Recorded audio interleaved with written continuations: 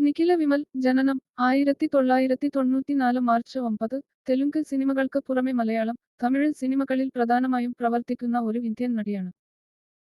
ഭാഗ്യദേവതയിൽ 2009 ഒരു ചെറിയ വേഷത്തിൽ പ്രത്യക്ഷപ്പെട്ടതിന് ശേഷം വലിയ സ്ക്രീനിലെ പ്രധാന വേഷം ലവ് 24/7 എന്ന ചിത്രത്തിലാണ് 2015-ൽ വന്നത്.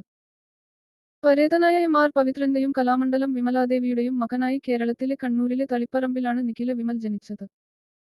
അവളുടെ അച്ഛൻ സ്റ്റാറ്റിസ്റ്റിക്കൽ ഡിപ്പാർട്ട്മെന്റിൽ നിന്ന് വിരമിച്ചപ്പോൾ അമ്മ നർത്തകിയാണ്. അവളുടെ മൂത്ത സഹോദരി അഖില വിമൽ ഡൽഹിയിലെ ജവഹർലാൽ നെഹ്റു യൂണിവേഴ്സിറ്റിയിൽ തിയേറ്റർ ആർട്സിൽ ഗവേഷക വിദ്യാർത്ഥിനിയാണ്. ഭരതനാട്യം, കുച്ചിപ്പുടി, കേരള നടനം, മോണോ ആക്ട് എന്നിവ പഠിച്ച് നിഖില യുവജനോത്സവങ്ങളിലും സാന്നിധ്യമറിയിച്ചു. അവൾ ബി.എസ്.സി ബിരുദം നേടി. തളിപ്പറമ്പ് സർ സയ്യിദ് കോളേജിൽ നിന്ന് 2016-ൽ സസ്യശാസ്ത്രത്തിൽ കരിയർ. ഷാലോം ടിവിയിൽ സംപ്രേഷണം ചെയ്ത വിശുദ്ധ അൽഫോൻസ് എന്ന ഡോക്യുമെന്ററി പരമ്പരയിൽ നിഖില വിമൽ അഭിനയിച്ചു. 8ാം ക്ലാസ്സിൽ പഠിക്കുമ്പോൾ സത്യൻ അന്തിക്കാടിന്റെ ഭാഗ്യദേവത എന്ന ചിത്രത്തിലൂടെ 2009-ൽ ജയറാമിന്റെ സഹോദരിയായി നിഖില തന്റെ അരങ്ങേറ്റം കുറിച്ചു.